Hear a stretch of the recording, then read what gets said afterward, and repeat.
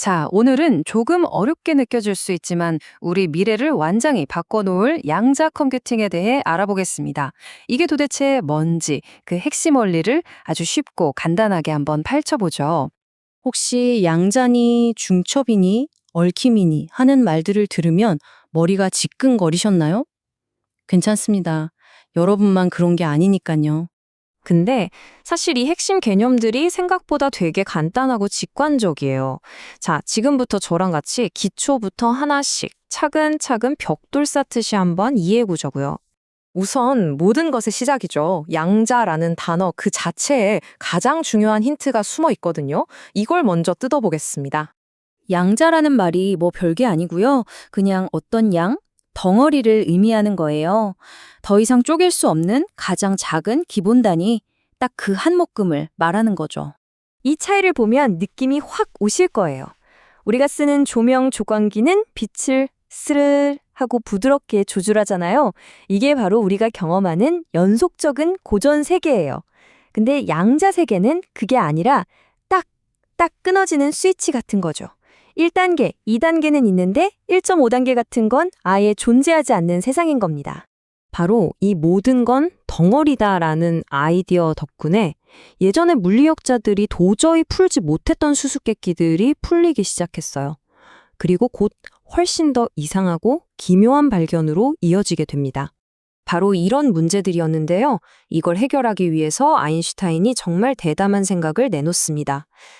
빛이 파동이라는 건 다 아는데 혹시 가끔은 알갱이, 즉 입자처럼 행동하는 건 아닐까 하고요. 그리고 놀랍게도 이 가정이 모든 걸 완벽하게 설명해냈죠. 자, 여기서 아주 자연스러운 질문이 하나 떠오르죠? 파동이 입자처럼 군다면 그럼 반대로 입자도 파동처럼 행동할 수 있는 거 아닐까? 과학자들은 이 질문에 답을 찾기 위해 역사상 가장 유명한 실험 중 하나를 설계합니다. 우선 아주 상식적으로 생각해 보자고요. 전자가 그냥 작은 구슬 같은 입자라고 가정해 볼게요. 그럼 구슬을 던졌을 때처럼 구멍 2개를 통과해서 벽에 2줄의 자국을 남기겠죠. 이번엔 전자가 물결 같은 파동이라면 어떨까요? 물결이 두 구멍을 동시에 지나가면 서로 부딪히고 겹치면서 여러 줄의 무늬를 만들 거예요. 이걸 간섭무늬라고 부릅니다. 그리고 실제 결과는 정말 충격적이었습니다. 과학자들이 전자를 총알처럼 한 발, 한 발씩 쐈거든요. 그런데 스크린에 나타난 건 여러 줄의 간섭문이었어요. 마치 전자 하나가 자기 혼자 분신술을 써서 두 구멍을 동시에 통과한 것처럼요. 정말 기묘하죠? 그래서 결론은 이겁니다. 빛, 전자, 원자, 심지어 우리 자신을 포함한 이 우주의 모든 것은 어떨 땐 입자처럼 또 어떨 땐 파동처럼 행동한다는 거죠.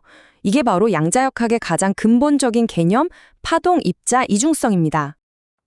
이거 너무 복잡하고 뜬구름 잡는 얘기 아니냐라고 생각하실 수도 있어요. 하지만 놀랍게도 여러분은 평생 동안 양자역학의 입자적인 성질을 활용한 기술들을 매일같이 써오셨습니다. 우리가 쓰는 레이저, 스마트폰이나 컴퓨터에 들어가는 반도체, 심지어 GPS까지 전부 다 전자가 딱딱 끊어진 에너지 상태, 즉 양자 상태를 갖는다는 그 입자적 성질을 이용한 것들이에요. 이걸 바로 1차 양자혁명이라고 부릅니다. 자, 지금까지는 물질의 입자적 성질을 이용한 이야기였어요. 그렇다면 만약 우리가 물질의 파동적인 성질을 본격적으로 활용하기 시작하면 어떻게 될까요? 바로 여기서부터 2차 양자혁명, 즉 양자 컴퓨터의 시대가 열립니다. 양자 컴퓨터의 첫 번째 마법은 중첩입니다.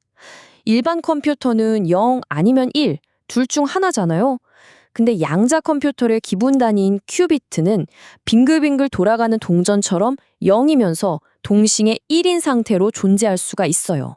두 번째 마법은 얽힘입니다. 아인슈타인조차 유령 같은 원격 작용이라고 불렀을 정도인데요. 두 큐비트를 한번 얽어 놓으면 하나가 지구에 있고 다른 하나가 저 멀리 달에 있어도 지구 쪽 큐비트의 상태가 결정되는 그 즉시 달에 있는 큐비트의 상태도 똑같이 결정되어 버리는 현상이에요. 아니 근데 이렇게 이상하고 기묘한 중첩과 얽힘이라는 성질이 도대체 어떻게 그렇게 어마어마한 계산 능력으로 이어지는 걸까요?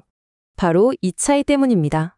기존 컴퓨터가 미로를 풀 때 가능한 길을 하나씩 하나씩 다 가보는 방식이라면 양자 컴퓨터는 중첩 덕분에 가능한 모든 길을 한꺼번에 동시에 탐색해버리는 거예요. 이게 바로 궁극의 병렬 처리인 거죠. 그리고 이 힘은 큐비트가 늘어날수록 정말 폭발적으로 강해집니다. 10개의 큐비트만 해도 1024개의 모든 가능성을 동시에 계상할 수 있고요. 만약 300개의 큐비트를 모을 수 있다면 우리가 아는 우주에 있는 모든 원자의 수보다 더 많은 경우의 수를 한 번에 처리할 수 있게 됩니다. 정말 어마어마하죠? 이 숫자가 47자인데요. 감도 안 오시죠? 2023년에 구글의 양자 컴퓨터가 단 몇 초 만에 푼 문제가 하나 있었어요. 근데 그 똑같은 문제를 현존하는 세계 최강의 슈퍼컴퓨터로 풀려면 47자 년이 걸린다고 합니다. 사실상 영원히 풀 수 없다는 뜻이죠. 그러니까 정리하자면 이렇습니다. 중첩을 통해 계산할 수 있는 어마어마하게 넓은 운동장을 만들고 그 운동장 안에서 얽힘을 이용해 의미 있는 계산들을 한 번에 착착 진행하는 거죠. 물론 아직은 초기 단계지만 이건 단순히 컴퓨터가 조금 더 빨라지는 수준의 이야기가 아니에요. 이건 인류가 이전에는 아예 불가능하다고 생각해서 포기했던 문제들을 풀 수 있는 완전히 새로운 종류의 도구를 손에 넣게 됐다는 뜻이거든요. 결국 우리는 물질의 입자적 성질을 활용하던 1차 혁명을 지나 이제 그 신비로운 파동적 성질을 마음껏 부리는 새로운 혁명의 시대로 막 들어서고 있는 겁니다. 오늘 준비한 내용은 여기까지입니다. 여러분은 이 새로운 힘이 과연 어떤 문제부터 해결해 나갈 거라고 생각하시나요?